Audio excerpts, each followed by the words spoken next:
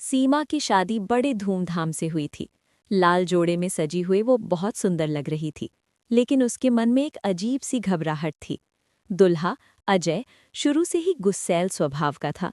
शादी के बाद जब वो अपने ससुराल पहुंची तो उसे एहसास होने लगा कि अजय छोटी छोटी बातों पर उसे डांटता और अपमानित करता है। सीमा चुप रहती, सोचती कि समय के साथ सब ठीक हो जाएगा।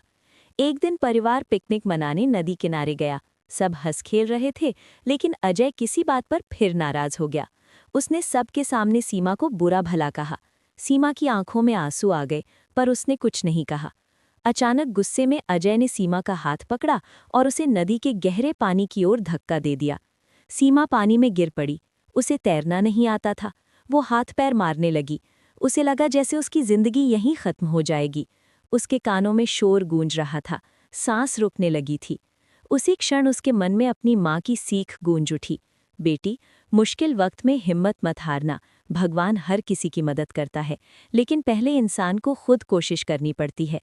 सीमा ने खुद को संभालने की कोशिश की। वो घबराई हुई थी, पर उसने हाथ पैर चलाना बंद नहीं किया।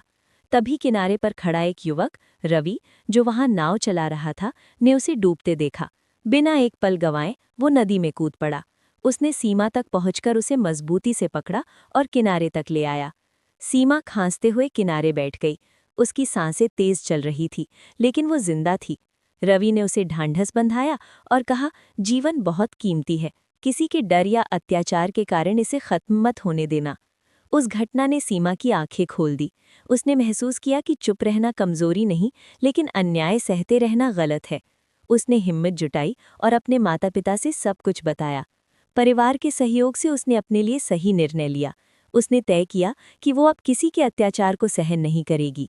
सीमा ने अपनी पढ़ाई फिर से शुरू की, आत्मनिर्भर बनने का संकल्प लिया। समय के साथ वो एक स्कूल में शिक्षिका बन गई।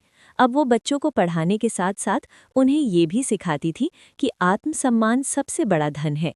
नदी की वो घटना उसके जीवन का अंत नहीं, बल्कि एक नई शुरुआत थी। उसने सीखा कि कठिन परिस्थितियां हमें तोड़ने नहीं, बल्कि मजबूत बनाने आती हैं।